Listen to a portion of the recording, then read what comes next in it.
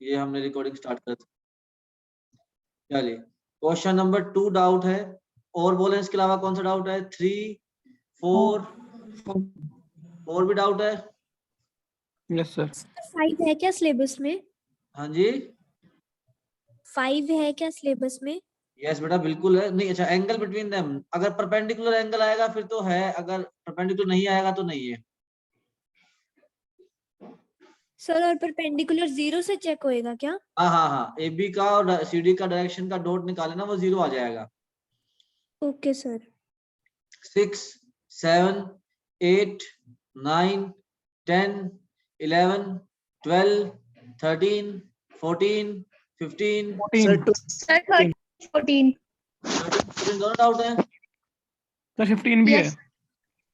अच्छा चलो 13, 14, 15 ठीक है जी। एक बार अब सर ये जो मेरा डाउट्स, 12 भी है। हाँ जी सर 12 भी है मेरा। 12 तो इजी था यार, 12 तो होना चाहिए था। सर एक बार बता देना, कुछ कंसेप्ट होगा उसके अंदर फिर। चलो जी करें शुरू कार्यक्रम। सर आगे भी है। हाँ पहले एक बार इतने कर लेते हैं, एक बार इतना तो कर लें। ठीक है। अच्छा जी ये देखो बेटा, उसने कहा है कि आपके पास L1, M1, N1, L2, M2, N2 are the direction cosine of two mutually perpendicular lines. Then show that these are also perpendicular lines. Show that the line perpendicular to both of these. अच्छा मतलब कि L1, M1, N1 वाली जो line है वो इसके perpendicular है, ये शो करना है, और L2, M2, N2 वाली जो लाइन है वो भी इसके परपेंडिकुलर है, ये शो करना है। इतनी बात ठीक है बेटा कि शो क्या करना है? Yes sir. है ना, और हमें ये कहा गया है कि ये लाइन आपस में परपेंडिकुलर हैं। तो L1, M1, N1 का dot with L2, M2, N2, ये डॉट आपका 0 आएगा क्योंकि अगर परपेंडिकुलर लाइन है तो कितना आ जाएगा? L1 and L2 plus M1 M2 plus N1 N2 equal to 0। ये तो रिजल्ट आ गया जो मुझे यूज करना है। अच्छा अब मैं पहली लाइन को शो कर देता हूं, L1 M1 M1 का dot with this line M1 N2 minus M2 N1, M1 N2 minus M2 N1, ये तो पहला हो गया। दूसरा N1 L2 minus N2 L1, N1 L2 minus N2 L1, ठीक है जी। तीसरा L1 M2 minus L2 N1, L1 M2 minus L2 M1, इन दोनों का डॉट निकालेंगे जी। इतना ठीक है? अच्छा अब I का डॉट I के साथ, J का J के साथ और K का K के साथ, तो कितना आ जाएगा? L1 इंटू में M1 N2 minus M2 N1, अच्छा प्लस में M1 इंटू में N1 L2 minus N2 L1, अच्छा प्लस में N1 इंटू में L1 M2 minus L2 M1, तो मल्टीप्लाई कर दो L1 M1 M2। देखो भाई ये कितना आएगा आपका? L1 M1 N2 माइनस ये कितना आएगा बेटा आपका? L1 M2 N1, ठीक है जी। एक मिनट यार, क्या हो गया इसके? हाँ जी अच्छा, और ये कितना आ जाएगा आपका? L2 M1 N1 minus L1 M1 N2 plus में L1 M2 N1 minus L2 M1 N1, इतना ठीक है क्या? है ना? अच्छा अब देखो बेटा, मैंने स्टार्टिंग में L1 लिखा है, तो L1 की स्टार्टिंग में L1 M1 N2, तो ये L1 M1 N2 ये माइनस में है, ये प्लस में कट गया। अच्छा ये माइनस L1 M1 N2, ये आपका प्लस L1 M2 N1, ये भी कट गया। इतना ठीक है क्या? और ये L2 M1 N1 ये माइनस में प्लस में कट के आए तो 0 आ गया, ठीक है जी। अगर ये आपका डॉट 0 आ गया, इट मींस ये दोनों लाइंस आपस में कैसी हो जाएंगी? परपेंडिकुलर हो जाएंगी। क्या इतनी बात सभी को समझ आ गई है? सर हाँ जी, क्रॉस से नहीं कर सकते? क्रॉस से कैसे कि आप इन दोनों का क्रॉस निकालो और वो ये आ जाएगा, आप ये कहना चाह रहे हो? Yes sir. हाँ यस बिल्कुल सर। सही है, बिल्कुल सही है, बिल्कुल सही है।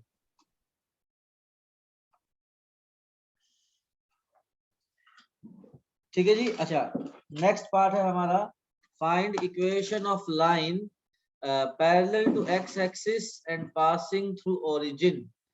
अगर आपकी एक्स एक्सिस के पैरेलल है और ओरिजिन से पास करती है तो भाई, अच्छा देखो बेटा, आपका ऐसा फील ले लेते हैं,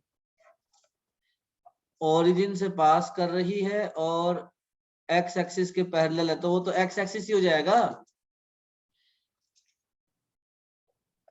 सही बात है। अब एक्स एक्सिस की इक्वेशन क्या होती है? y equal to 0, z equal to 0, है ना? y equal to 0, z equal to 0, that's it. चलिए जी, अगला हाँ क्वेश्चन। सर, ऐसा क्यों? हाँ जी। पैरेलल पे y और z 0 के होते हैं? अरे नहीं, अगर एक्स एक्सिस पे कोई पॉइंट लेओगे तो एक्स एक्सिस पे y और z 0 होते हैं ना। एक्स एक्सिस की इक्वेशन क्या आएगी? y equal to sir 0, X z। पे हाँ, पैरेलल है ना? हाँ जी। एक्स एक्सिस पे ही है, उसके पैरेलल है। अरे हाँ, तो मैंने फिर प्रूव कर तो दिया ना एक्स एक्सिस है, क्योंकि ओरिजिन से पास भी तो करता है। ओरिजिन से पास करना है और एक्स एक्सिस के पैरेलल होना है, तो एक्स एक्सिस ही होना पड़ेगा उसको। और सर एक्स को क्या लेंगे, 1? कुछ भी ले सकते हैं एक्स को, X is equal to any number के। सर बुक में तो 1 को लेके आंसर आया हुआ है। ठीक है, वो कोई बात नहीं, उसमें कोई खास बात नहीं है, टू भी ले सकते हो आप। Okay sir. Find equation of plane passing through this point and perpendicular to this and this. ये अच्छा सवाल है। भी पहला प्लेन क्या दिया गया है मुझे, x plus 2y plus 3z equal to 5, और दूसरा प्लेन क्या दिया गया है बेटा, 3x plus 3y plus z equal to 0। 3x plus 3y plus z equal to 0। ठीक है जी। और आपके पास पॉइंट क्या है, -1, 3, 2। अब ये दो, एक प्लेन तो बेटा जी आपका ये रहा और एक प्लेन आपका ये रहा, इन दोनों के परपेंडिकुलर कोई प्लेन है। ठीक है जी। तो इसका नॉर्मल ये रहा, इसका नॉर्मल ये रहा। तो अगर इन दोनों के परपेंडिकुलर है कोई प्लेन, तो उस प्लेन का नॉर्मल जो है वो इन दोनों नॉर्मल के परपेंडिकुलर होगा। ठीक है जी। तो पहले प्लेन का नॉर्मल कितना आ गया, i cap plus 2j cap plus 3k cap, और दूसरे प्लेन का नॉर्मल कितना आ जाएगा आपका, 3i cap plus 3j cap plus k cap. अब जो तीसरा प्लेन हमें निकालना है n3, उसका नॉर्मल जो है वो n1 क्रॉस n2 होगा। क्या ये बात सभी को समझ आ रही है क्या? ठीक बात है। बस अब आपका इन n3 दोनों के क्रॉस वेक्टर। प्रोडक्ट से जो n आएगा, हाँ जी। सर n1 और n2 के क्रॉस प्रोडक्ट से तो एक नया वेक्टर आ जाएगा ना, तो उसके परपेंडिकुलर होगा वो हाँ हाँ बिल्कुल। n3। अरे या सुनो तो, अगर दो प्लेन है, वो उन दोनों प्लेन के परपेंडिकुलर कोई तीसरा प्लेन है। ठीक है। तो अगर प्लेन परपेंडिकुलर है ना, तो इन दोनों प्लेन के नॉर्मल के परपेंडिकुलर उसका नॉर्मल भी होगा। Yes sir. बस। तो अब इन दोनों के परपेंडिकुलर डायरेक्शन कैसे आएगी, इन दोनों के क्रॉस से आ जाएगी। सर क्या पता वो वाला वेक्टर उसके पैरेलल हो जाए। नहीं नहीं नहीं नहीं नहीं बेटा, क्या पता थोड़ी ना है, पता है भाई, मैथमेटिक्स है ये। अगर कोई दो प्लेन के परपेंडिकुलर को तीसरा प्लेन है, तो उस तीसरे प्लेन का जो नॉर्मल होगा ना, वो इन दोनों प्लेन के नॉर्मल के परपेंडिकुलर होगा। Okay sir. ठीक है जी। तो आपका ये कितना आ जाएगा, 2 - 9, तो कितना आ जाएगा, -7i कैप, ये माइनस जे है, 1 - 9 - 8, तो minus minus plus 8j cap sorry j cap, और 3 - 6 ये कितना आ जाएगा, -3k कैप। बस। अब आपको एक ऐसे प्लेन की इक्वेशन निकालनी है।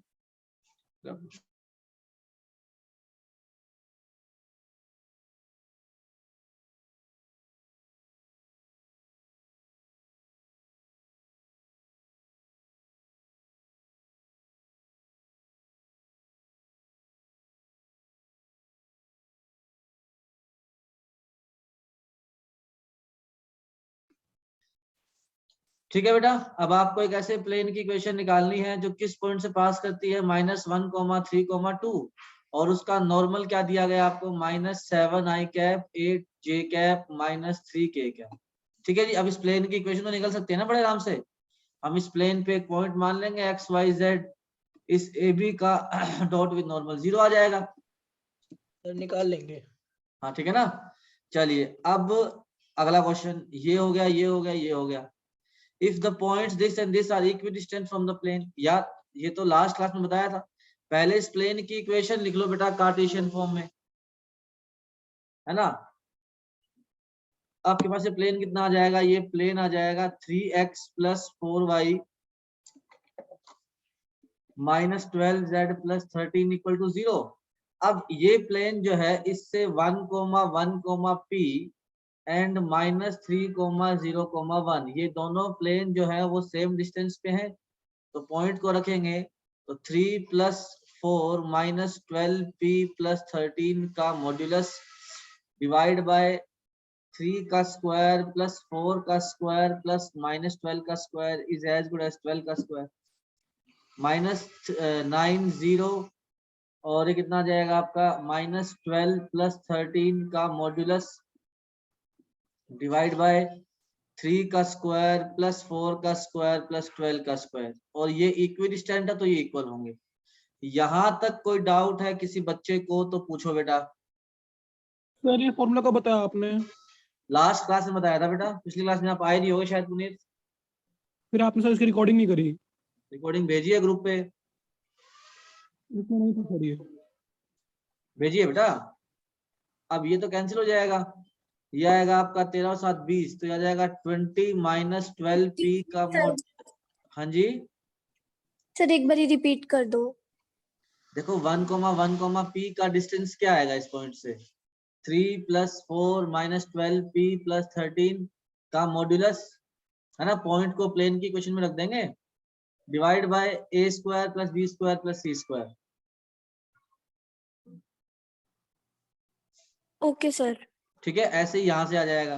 तो बस अभी आपका आ जाएगा -21 + 13 -8 का मॉड्यूलस 8। तो दो केस बनेंगे, 20 - 12P जो है वो आपका 8 हो जाएगा और 20 - 12P जो है आपका -8 हो जाएगा। ठीक है जी, तो ये आपका आ जाएगा 12 = 12P, P 1 आ जाएगा। ठीक है जी, 28 ये आ जाएगा आपका 12P, तो यहाँ से P की वैल्यू आपकी 7/3 आ जाएगी। ठीक है जी,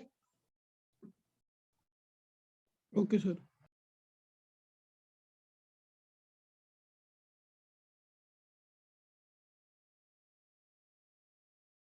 यहाँ तक ठीक है जी। चलिए अब अगला question, find the equation of plane passing through the line of intersection of this and parallel to x axis. ठीक है जी, बताते हैं।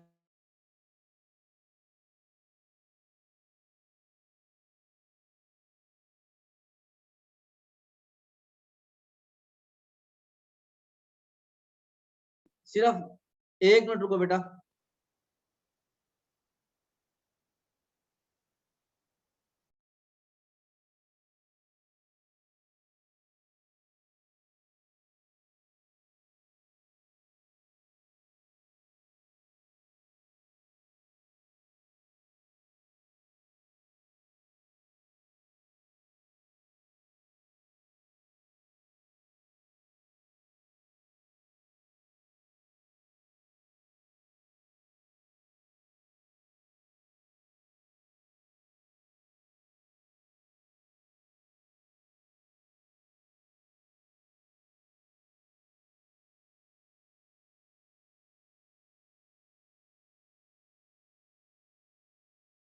करें शुरू। अब देखो बेटा, हमें इक्वेशन ऑफ प्लेन निकालनी है। तो पहले तो जो दो गिवन प्लेन है इनको मैं कार्टेशियन फॉर्म में लिखता हूँ। ये आएगा x + y + z = 1। तो पहला प्लेन तो हो गया जी x + y + z = 1। दूसरा प्लेन हो जाएगा 2x + 3y - z + 4, तो वो हो जाएगा 2x + 3y - z = -4। तो इन दोनों के लाइन ऑफ इंटरसेक्शन से पास करने वाला प्लेन हो जाएगा P1 + λ P2। तो वो हो जाएगा x plus Y plus Z minus 1 plus lambda times of 2x plus 3y minus Z plus 4 equal to 0। इतना ठीक है जी। अब हमें कहा गया है कि ये जो प्लेन, हाँ जी सर ये कौन सा क्वेश्चन है? ये वाला,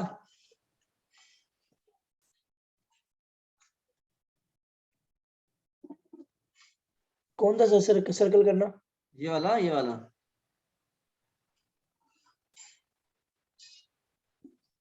ठीक है जी। Okay sir. अच्छा, अब ये प्लेन की इक्वेशन बन गई। अब यूं फील लो कि जैसे ये आपके पास एक प्लेन है और ये आपके पास एक्स एक्सिस है। तो इस ये प्लेन अगर एक्स एक्सिस के पैरेलल है तो इस प्लेन का नॉर्मल जो है वो एक्स एक्सिस के परपेंडिकुलर होगा, हाँ या ना? Yes sir. ठीक है ना। तो बस यार आपका इस प्लेन का नॉर्मल लिख देता हूं मैं, तो वो कितना आ जाएगा 1 प्लस 2 लैम्डा इंटू एक्स, और y का कोफिशिएंट कितना आ जाएगा 1 प्लस 3 लैम्डा, और z का कोफिशिएंट कितना आ जाएगा बेटा आपका 1 माइनस लैम्डा, और प्लस से कितना आ जाएगा -1 प्लस 4 लैम्डा इक्वल टू 0। अब ये प्लेन जो है इसका नॉर्मल वेक्टर हमारे पास आ जाएगा 1 plus 2 lambda, 1 plus 3 lambda and 1 minus lambda. ये प्लेन का एक्स एक्सिस के साथ डॉट 0 कर देंगे। तो आपका एक्स एक्सिस की डायरेक्शन वेक्टर क्या हो सकती है 1,0,0। वाई और जेड 0 होंगे, सीधी सी बात ये है। ठीक है सर परपेंडिकुलर थोड़ी ना सर, पैरेलल है। अरे हाँ, तो नहीं, प्लेन पैरेलल है, नॉर्मल तो परपेंडिकुलर होगा, बस समझाया मैंने। अगर प्लेन पैरेलल है ना तो प्लेन का नॉर्मल जो है वो एक्स एक्सिस के परपेंडिकुलर हो जाएगा। ठीक है जी। ये प्लेन की डायरेक्शन है, ये एक्स एक्सिस की डायरेक्शन। अब जैसा कि पुनीत ने पूछा यहाँ पे 1 ही लेना जरूरी है क्या? यहाँ 2 भी ले सकते हैं, 3 भी ले सकते हैं। इनका डॉट लेंगे तो y और z वाले तो 0, तो 1 प्लस 2 लैम्डा 0 आ जाएगा। तो बेटा आपका लैम्डा की वैल्यू -1/2 आ जाएगी। तो लैम्डा को -1/2 पुट कर देंगे तो प्लेन की इक्वेशन आ जाएगी। आ रही है बात समझ में? सर जिस क्वेश्चन में परपेंडिकुलर दे रखा था किस लाइन के, उधर भी तो सेम ही फॉलो किया था। क्या किया था? किसी इसमें पैरेलल टू एक्स एक्सिस दिया है, हाँ हाँ किसी में परपेंडिकुलर लाइन दिया था कोई, उसमें हाँ। भी सेम करा था, नहीं नहीं, पैरेलल उसमें में भी नहीं सेम। नहीं नहीं किया था बेटा, नहीं किया था। अगर कोई प्लेन, सुनो तो इस बात को मतलब याद ना रखो, एक बात देखो, अगर कोई प्लेन किसी लाइन के परपेंडिकुलर है तो ये लाइन जो है, ये बताओ ये लाइन नॉर्मल के पैरेलल होगी या नॉर्मल के परपेंडिकुलर होगी? ये लाइन जो है नॉर्मल के पैरेलल होगी, है ना। और अगर कोई प्लेन किसी लाइन के पैरेलल दिया गया है तो उस प्लेन का नॉर्मल और ये लाइन जो है वो आपस में परपेंडिकुलर होंगे। बेसिक सी बात है। सर इसी क्वेश्चन में परपेंडिकुलर टू एक्स एक्सिस होता तो हो सकता था क्वेश्चन? नहीं हो सकता था। ठीक है जी, चलिए आगे चलते हैं। अब हमारा लास्ट क्वेश्चन है इसका, find the coordinates of point where line through this and this crosses this plane. अच्छा जी, मैं पहले ये पॉइंट्स लिख देता हूं। एक पॉइंट ए है मेरे पास, एक पॉइंट बी है। ए पॉइंट क्या दिया गया है 3, -4, -5। बी पॉइंट क्या दिया है 2, -3, 1। तो आपका ए बी लाइन बना दी मैंने। तो ए बी लाइन की डायरेक्शन लिख देता हूँ 2 - 3 - 1 -3 + 4 1 1 + 5 6। ए बी की इक्वेशन क्या आ जाएगी x - 3 upon -1 y + 4 upon 1 and z + 5 upon 6। ठीक है जी। अब ये लाइन ने किसी प्लेन को एक पॉइंट पे क्रॉस किया है, वो पॉइंट निकालना है। उस प्लेन की इक्वेशन क्या गिवन है 2x + y + z = 7। ठीक है जी। अब मैंने बोल दिया कि ये पॉइंट जो है, ये पॉइंट अगर मैं इसको k मान लूं रेशो को, तो वो p पॉइंट क्या बन जाएगा -k + 3। तो 3 - k और ये बन जाएगा k+4 और ये आ जाएगा 6k-5। ठीक है जी, ये पॉइंट P के कोऑर्डिनेट्स आ गए और ये पॉइंट प्लेन पे लाई करता है तो प्लेन की इक्वेशन को सेटिस्फाई कर देगा, उससे k की वैल्यू आ जाएगी। सचिन हो जाएगा अब 2 × 3 Yes, sir. k और y की जगह k+4, z की जगह 6k-5 = 7। यहाँ से k आ जाएगा तो फिर हमारा पॉइंट आ जाएगा। ठीक है जी, चलिए 16, 17, 18, 19, 20, 18 यार find the distance of the point from the point of intersection of line this and the plane this।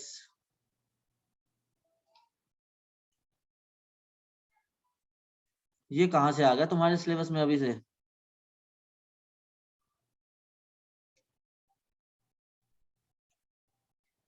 अच्छा ठीक है, ये तो हो जाएगा, आसान है, कोई खास बात नहीं है। 18 के अलावा और बोलो भाई। 19, 20, 21, 22, 23, 23 तक सारे हो गए। चलिए, अति सुंदर, अति उत्तम। अच्छा देखो, सभी को क्वेश्चन दिखाई दे रहा है क्या? मैं सबसे पहले तो ना लाइन की और प्लेन की दोनों की इक्वेशन कार्टेशियन फॉर्म में लिखता हूँ। ये लाइन पास करती है 2, -1, 2 से और इसकी डायरेक्शन है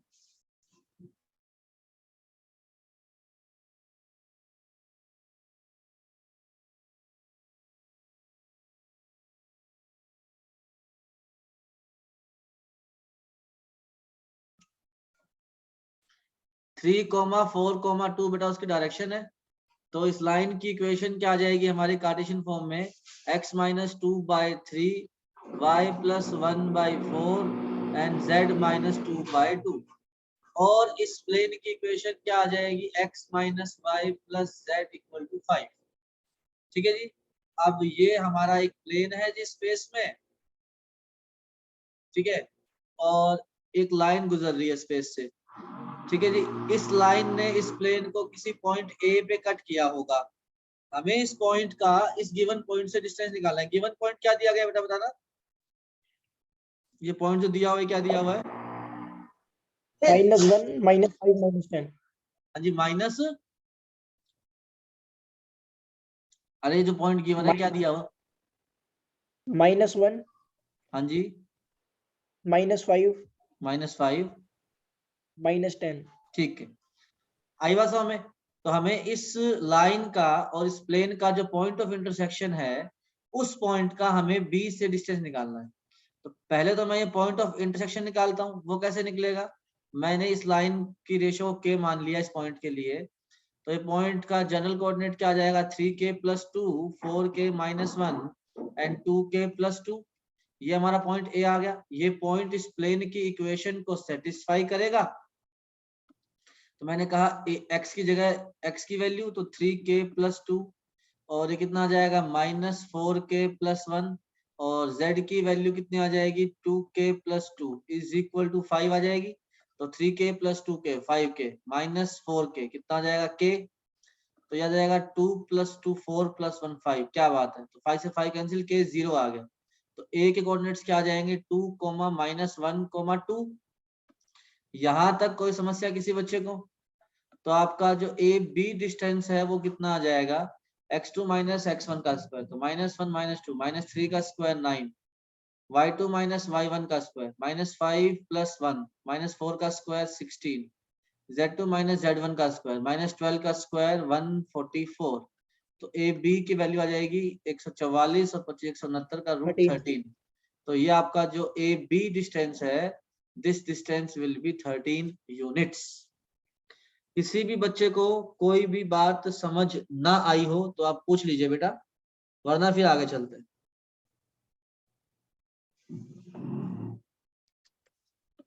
समझ आ गया? चलिए, अब मिसलेनियस में कोई और डाउट हो तो पूछो बेटा। Sir, 22nd question. 22nd question, बहुत अच्छा सवाल है, बहुत सुंदर सवाल है। हालांकि ये मैंने पढ़ाया नहीं है, इसीलिए तुमसे नहीं हुआ, बता देता हूँ।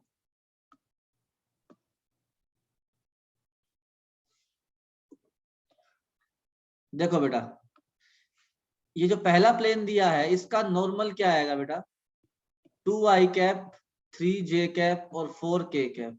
और जो ये दूसरा प्लेन दिया है इसका नॉर्मल क्या आएगा, ये आ जाएगा 4i कैप, 6j कैप और 8k कैप। ठीक है जी। अब ये जो दो नॉर्मल हैं, अगर आप इनका रेशो देखोगे ना, तो इसमें 2/4 equal to 3/6 equal to 4/8 ratio same आ रहा है। तो मतलब कि नॉर्मल जो है वो सेम है, पैरेलल है। तो अगर कोई दो प्लेन के नॉर्मल पैरेलल हो गए तो बेसिकली वो प्लेन ही पैरेलल है। इतनी बात समझ में आ रही है बेटा, है ना? तो अगर नॉर्मल पैरेलल है, सॉरी तो प्लेन पैरेलल है, तो हमें पैरेलल प्लेन्स के बीच में डिस्टेंस पूछा गया है। पैरेलल प्लेन्स के बीच में डिस्टेंस पूछ सकता है, अगर प्लेन्स नॉन पैरेलल हो गए तो कट ही कर जाएंगे। अच्छा, अब वो कैसे निकलेगा? तो पहले तो हम लोग क्या करते हैं, दोनों प्लेन्स में, दोनों प्लेन की इक्वेशन में ना एक्स वाई जेड का कोफिशिएंट सेम बनाते हैं। तो या तो पहले वाली को 2 से मल्टीप्लाई कर दो, या यहाँ से 2 कॉमन ले लो। तो मैं पहले वाले को 2 से मल्टीप्लाई कर देता हूँ, तो कितना आ जाएगा, 4x + 6y + 4z equal to में क्या दिया बताना मुझे दिख नहीं रहा। अच्छा, 4 का मल्टीप्लाई 8 हो गया, और यहाँ से हाँ 4x + 6y 8z + 8z is equal to 12। ये काम किया मैंने, समझ में आ गया ना, एक्स वाई जेड का कोफिशिएंट सेम रखा। अच्छा, अब आपका डिस्टेंस वो कितना आ जाएगा, 12 - 8 का modulus divide by root of a square + b square + c square, 4 का स्क्वायर + 6 का स्क्वायर + 8 का स्क्वायर। b कितना आ जाएगा आपका 4, 24, ये आएगा 16, 36 और 64।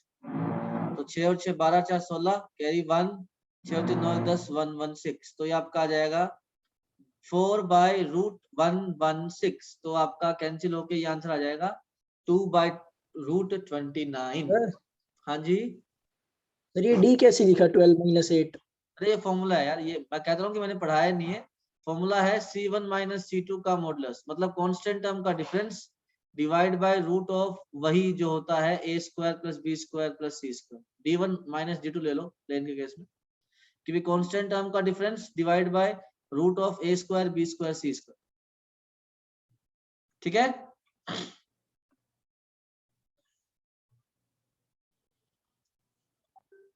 इतना गेम क्लियर है सभी के लिए?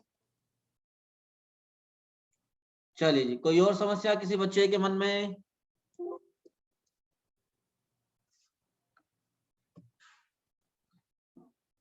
बेटा जी कोई? बता हाँ ही दो जी, फिर। हाँ जी 21st।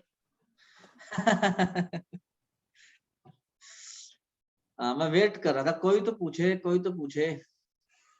चलिए, आज का लास्ट क्वेश्चन रहेगा ये। अगला चैप्टर जो है वो कल की क्लास से शुरू करेंगे। अच्छा, अब एक प्लेन है, उसका x इंटरसेप्ट a है, y इंटरसेप्ट b है, z इंटरसेप्ट c है। तो उसकी इक्वेशन हो जाएगी x/a + y/b + z/c = 1। इतना ठीक है? अच्छा, 1 को इस तरफ ले जाएंगे तो वो इक्वेशन बन गई x/a + y/b + z/c - 1 = 0। अब 0, 0, 0 इस पॉइंट का इस प्लेन से डिस्टेंस कितना आएगा? 0 0 0 तो हट गया, -1 का modulus divide by root of x का कोफिशिएंट कितना है 1/a का स्क्वायर, y का कितना है 1/b का स्क्वायर, z का कितना है 1/c का स्क्वायर। ये परपेंडिकुलर डिस्टेंस मुझे कितना दिया गया है, p। ठीक है जी। तो अब -1 का मॉडुलस 1, p को नीचे ले आओ, तो 1/p = root of 1/a square + 1/b square + 1/c square.